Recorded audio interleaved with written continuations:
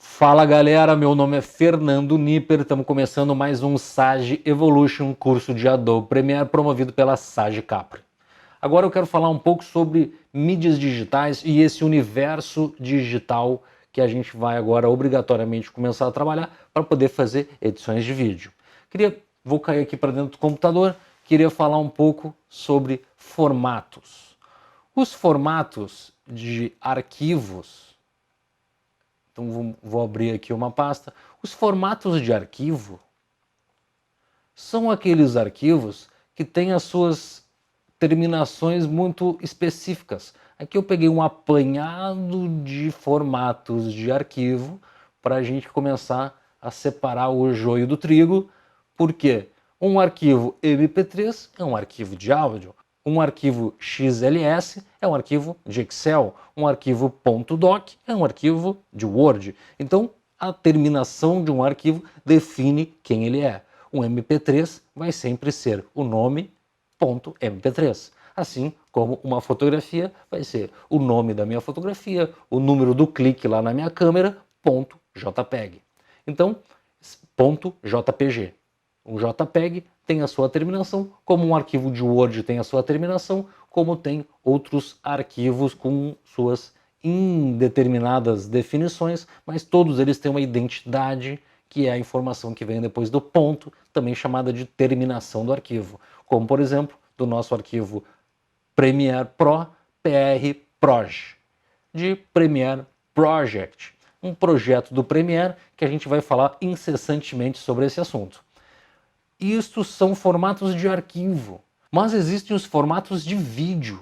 E aqui a gente pode dar uma olhada em alguns formatos de vídeo mais conhecidos. Vamos começar pelo QuickTime, que é o nosso fabricado pela Apple. Então a gente vai usar ele bastante. Eu acabo, para quem trabalha no Mac, vai usar muito QuickTime, que é a linguagem nativa. E tem o AVI, que é fabricado pela Microsoft. São dois formatos de arquivo de vídeo de alta qualidade. O formato do meu vídeo é QuickTime, o formato do meu vídeo é AVI. No início da internet, por exemplo, as imagens não tinham, a internet não era rápida o suficiente para gerar imagens de fotos, simplesmente. Então era tudo muito preto no branco, era tudo muito texto, colunas, texto, porque a internet era lenta.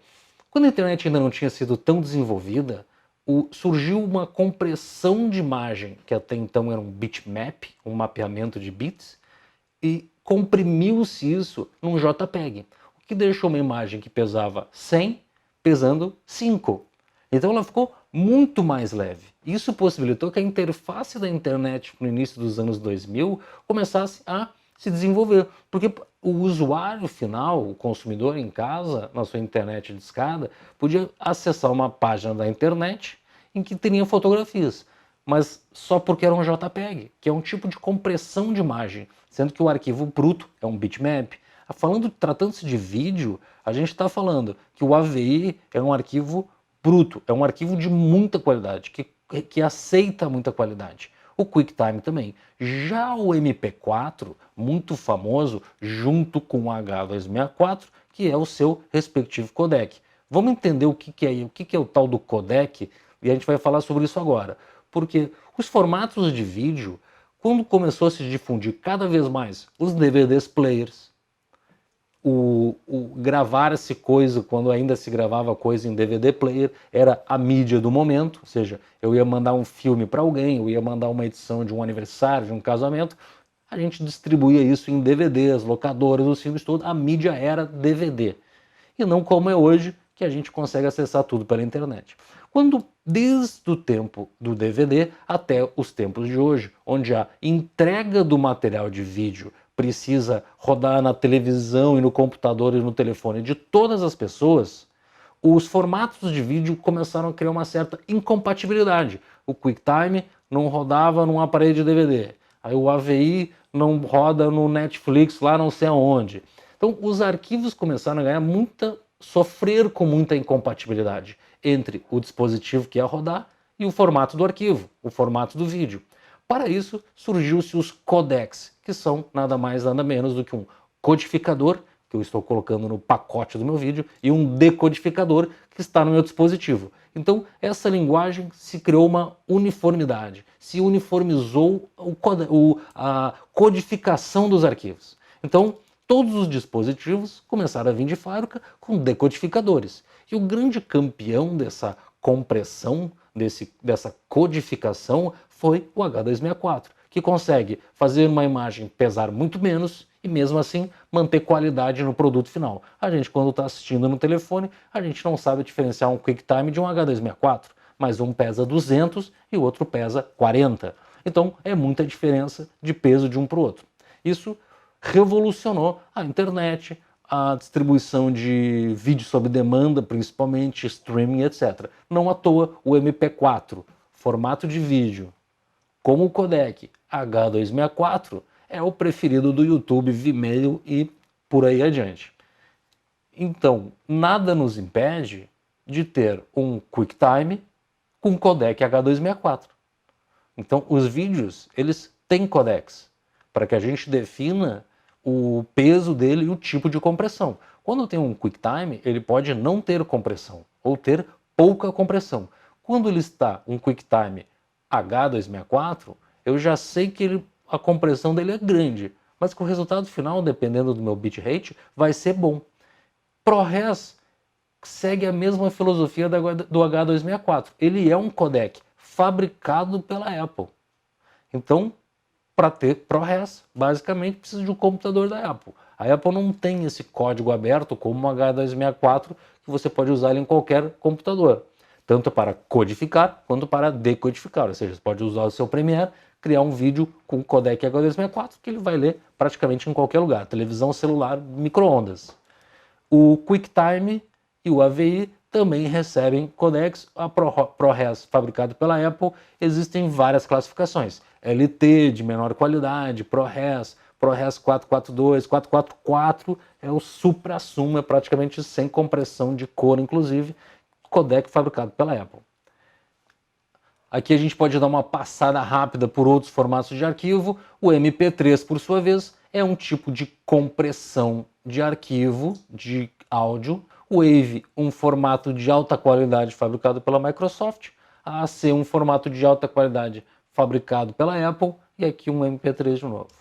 Quando a gente se refere a imagens, fotografias, a gente tem um PNG, que é um arquivo de imagem que contém transparência. TIFF é um arquivo de imagem de alta qualidade. JPEG, um arquivo de imagem com bastante compressão. Existem outros formatos de arquivo, mas a gente não vai se prender muito nisso agora. E a gente tem também aqui formatos de projeto que não são mídias digitais, mas transportam toda a edição do nosso material. O Premiere, After Effects e o Photoshop. São formatos de arquivos que contêm um projeto de edição ali dentro. Agora que a gente já falou rapidamente sobre formatos de arquivo e codecs, vamos falar um pouco sobre dimensões. As nossas televisões, hoje, basicamente, a gente ouve muito sobre 4K, Full HD, mas, basicamente, a gente tem que entender o que isso representa em números de linhas. Porque as imagens, hoje em dia, embora sejam feitas por pontos, chamado pixels, esses pontos compõem linhas. O número de linhas numa imagem, de pontos, de pixels, vai resultar na resolução da nossa imagem, no tamanho dessa imagem. Então, a gente tem alguns tipos de tamanho de imagem. Há algum tempo atrás, anos atrás, as televisões eram 4:3. E 4:3 é uma proporção. Então eu posso ter uma televisão de 20 polegadas e uma televisão de 50 polegadas 4:3. Ou seja, ele é quase um quadradinho. Eram as nossas antigas televisões de tubo, monitores de tubo, eles eram 4:3. Já o cinema já nasceu num tamanho de uma película bem maior e a gente se acostumou, e a televisão, o mundo digital padronizou isso para o que a gente passou a conhecer como HD, 16:9, tanto o HD 720 quanto o HD 1080, que é o nosso famoso Full HD. Mas isso era um problema muito recorrente. Inclusive a televisão brasileira, a televisão mundial, na verdade, passou do formato standard, que era o 4:3, para o que hoje a gente tem em todas as televisões, o formato digital. O Brasil também, num certo ponto da sua história digital e televisiva, aboliu a transmissão de sinal analógico e assumiu o sinal digital, ou seja, HD. A imagem da televisão hoje chega para a gente na nossa casa em Full HD. Isso foi uma transição muito importante no mundo digital e hoje a gente está vivendo uma nova transformação nas medidas das nossas imagens. Isto foi uma evolução das imagens no decorrer do tempo, onde a gente tem uma antiga televisão quadradinha, que era 480, aqui ela já está em widescreen, mas ela era mais quadradinha. Depois a gente ainda existem o HD 720 e hoje o nosso famoso 1080 por 1920. Na verdade, 1920 linhas por 1080 linhas horizontais. Hoje a gente está vivendo uma época de uma nova mudança para as mídias, as redes sociais que a gente está acostumando a ver no telefone celular de pé. Por isso, o que um dia foi de 1920 por 1080, hoje é 1080 por 1920. Nada mais é do que essa imagem que era deitada, agora a gente se acostumou a ver de pé. Stories do Instagram, IGTV e os nossos feeds, o feed do Instagram, que por padrão, uma vez que é essa imagem de pé, ela sempre vai ter 1080 pixels de largura. 1080 por 1080 é um aspecto rate, um aspecto, né? O padrão do aspecto dessa imagem é 1:1, e aqui a gente tem o 16:9 de pé, um bem difundido que funciona quase de pé como deitado, que é o 4:5, bem parecido com o antigo 4:3, e aqui uma outra imagem que é 1080 por 566, sempre com 1080 de lado, porque a largura do nosso telefone, uma vez que a imagem dele geralmente é proporcional a 16:9, é 1080 linhas. Então esse é um novo momento, um novo formato em que a gente já não está mais se acostumando a gravar vídeos assim, a gente já se acostumou a gravar vídeo de pé para poder postar no nosso stories, ou então até funcionar num formato mais confortável aí para o Instagram, para o Facebook principalmente. Isso foi um apanhado geral sobre esse universo digital, uma vez que a gente vai estar editando no mundo digital dentro de um computador, com mídias digitais, as nossas fotos, vídeos e áudio, para a gente poder entender um pouco mais. Espero que vocês gostem, esse é o final do módulo 1 e agora chega de papo, vamos cair para dentro do software.